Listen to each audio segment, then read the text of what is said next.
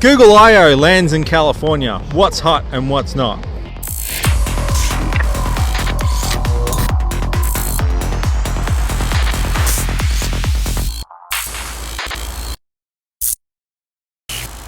Welcome to Vertical Hold, where we channel surf through the headlines in search of the big picture.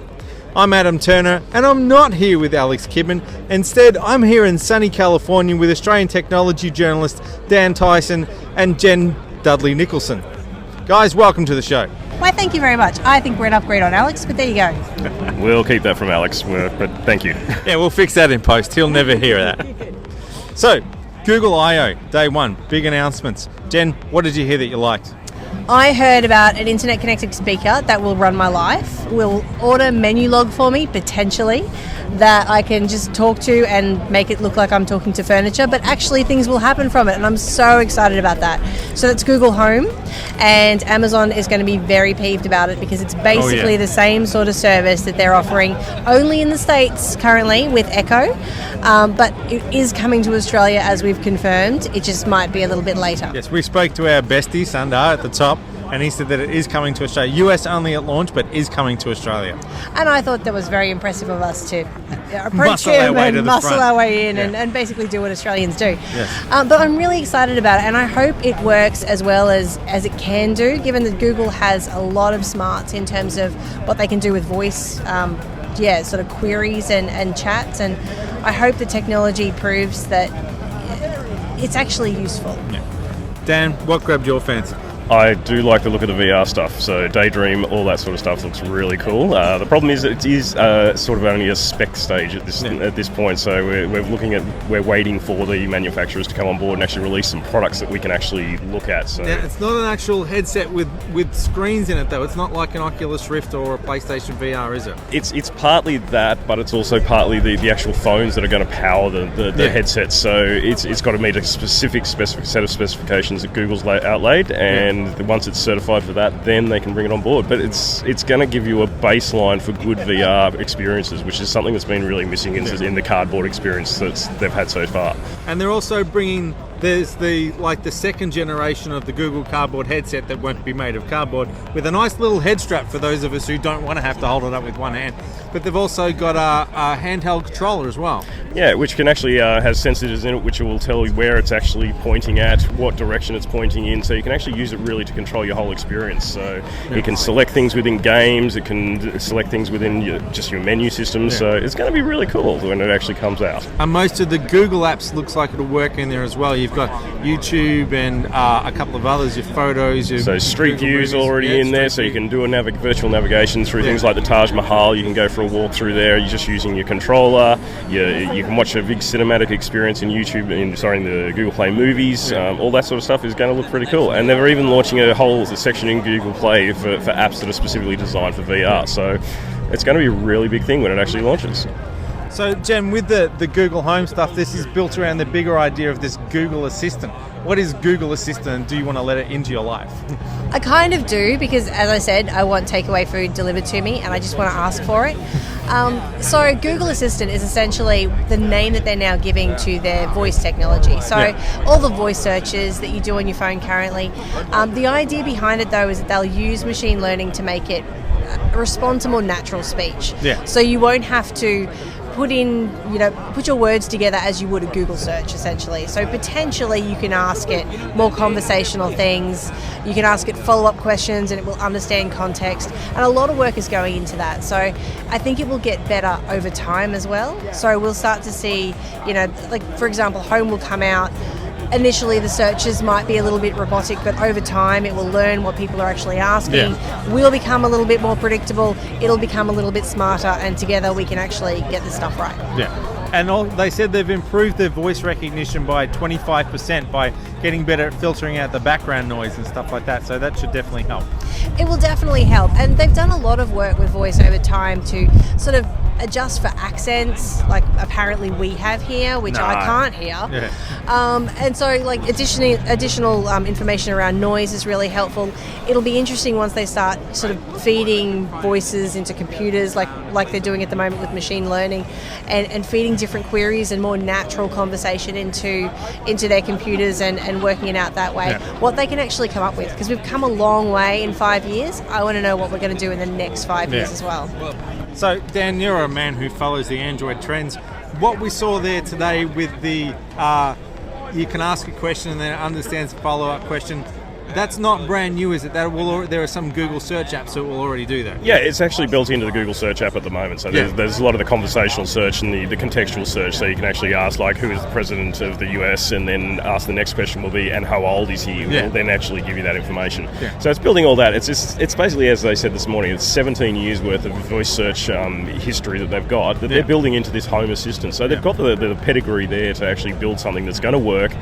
They've proven it with Android and all the other stuff. Even on iOS, their voice search is really there. So they've got the pedigree. It just comes to whether they can actually build it into a piece of hardware in your home. Well, if they had one of these Google Homes, and it looks a little bit like your Amazon Echo and the other devices, what would you use it for, and how do you think it would, particularly for Australians, how would it benefit you rather than having an Amazon equivalent?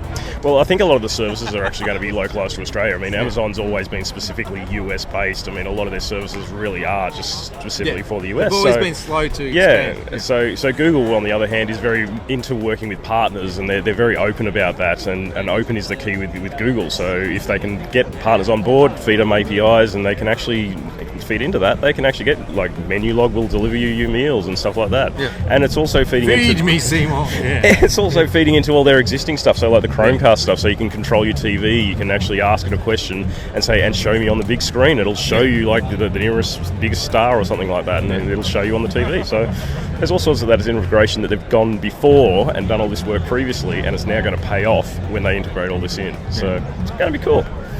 So, Jen, the first place that we're going to see this Google Assistant is actually in some new communications apps from Google. What are we getting? And do we care? They're kind of quirky. Yeah. So there's one that makes maybe a little bit more sense than the other, and that's a video chatting app called Duo. And the cool thing about that is you get a bit of a preview of who's calling, so you know whether to actually accept the call or not, or whether, someone's being a jerk. They can kind of wave at you and give you an indication to why it is you're holding up the engagement ring or something, like, I better answer that call. Sure. Yeah. You're thinking very much of like a stock photo kind of example right now. I'm thinking more of like just tired person on the end of the line going, please pick up your phone. But the other one is probably more interesting, and that's called Allo, which made me think of Allo. And I hope this is London calling. Yeah. Oh man, the Cockney accents with Allo are going to be amazing. Yeah. But the most interesting part about that, I think, is that it's going to potentially predict what you want to say in response to messages, which could mean that you're actually talking to a bot some of the time. Because Google Assistant exists like a bot inside the chat, a little bit like how Slack has bots in it. So it is like a participant in the conversation. It certainly feels like that, and you get to choose. Like, it does come up with several potential responses for you that it's just suggesting, so you don't have to accept them. You don't have to have a conversation with a bot. But I'm certainly, if my husband's going to be using this, I'm certainly going to be looking at it and wondering if I'm talking to him or if he just can't be bothered and he's tapped on one of the conversation makers. So we could reach the point where my bot chats to your bot and we don't actually have a conversation. Yeah, which feels a bit cold. Yeah. Like, maybe this is the future and this is what the Terminator warned us about, and maybe we need to kill it. Yes. But there's also, we'll do some recommendations calling on all that Google search stuff. So if you say, I think we might have dinner somewhere, it'll say, all right, well, here's where you are. This is the kind of restaurant spot you like. Can we make a booking for you? Now, all of that may not work in Australia, but we're heading towards that, it actually being a bit of your digital assistant as well that will help you organise things. I would like that. However, I think that it's going to take a lot to explain to people what they can actually do so that they can use it. Because as you say, some of the features haven't always been available in Australia. Whether they are or they aren't, we'll have to see. But also that some of what Google Now does currently, and I'm not sure how many people use that as well, because it's one of those things where they really have to explain how best to use it. I think more people would use it if they understood it. And so explaining it will be half the battle. level, as opposed to just talking about funny cat photos and suggesting that you respond cute cat. Yeah. So, Dan, are there other things you've seen, I don't know, maybe like Project Tango or things like that, that you've learned something new or seen something that you're interested in? Well, Tango's really about to explode because it's about to hit the mainstream. Lenovo's about to release their first mainstream Tango device. So and what is Tango? It's basically a spatial awareness system that puts extra sensors, better cameras into devices like tablets and phones. The first device is actually going to be a phablet, so a larger screen, a larger phone from Lenovo, and it's basically senses where you are. It can then build a 3D model of the area you're in. It can then interact with that using the software that some of the developers have built. So examples like Lowe's Hardware in the US has actually built something so they can actually put like a stove in your kitchen and you can see how it looks virtually, or a fridge or something like that. And just things like that, just to sort of, that's where they're at the moment, but the potential for it is really amazing as to what you can do with 3D mapping of a room and spatial awareness of a system. So you can have, say, a blind person can actually hold this device and be guided through, say, a shopping centre, say, okay, in 3 steps you're going to be right in front of the toilet. And that sort of thing is it just leads to the potential of what it can do for people in their real everyday lives. But it needs specific hardware. It needs a wide-angle camera. It needs an infrared projector that can bounce infrared off so it can read the room and stuff like that. So it's not going to come to every Android device tomorrow. It isn't, but we're not talking high-end hardware. A lot of this hardware exists, like a lot of the sensors that it requires are actually existing on existing system on chips. So it's something that they can activate, and it's a little bit extra, but it's not going to be a barrier to entry, I don't think, is the problem that most people are going to foresee with it. So I think it's going to be something that's going to integrate slowly, and eventually everything will just have it naturally, and it'll just be one of those things you just wondered how you did without. So Jen, it's only day one, but what's the crazy things you've seen that have really grabbed your fancy? I like that they've got a giant balloon up in the corner from Project Loon, and I like being able to see, I've been able to walk past and have a look inside, although not actually drive, one of the driverless cars, so the self-driving cars. And it's really weird to look inside a car and see that there's no steering wheel. I feel like I'm not in control, and like, where is the radio? Like, do they not have a radio? Did I not think this through? Do I have to bring my own? I have so many questions. And Dan, you've been stalked by these driverless cars all around Mountain View. I have felt a little bit like the movie Duel. There's a truck following me. In this case, it's a driverless car. So I am feeling a little bit intimidated, but I'm willing to live in this future world. Well, that probably wraps it up for another episode of Vertical Hold. Thanks for joining us. Thank you. Thanks. And thanks for joining us, listeners. If you like what you hear, hit that subscribe button.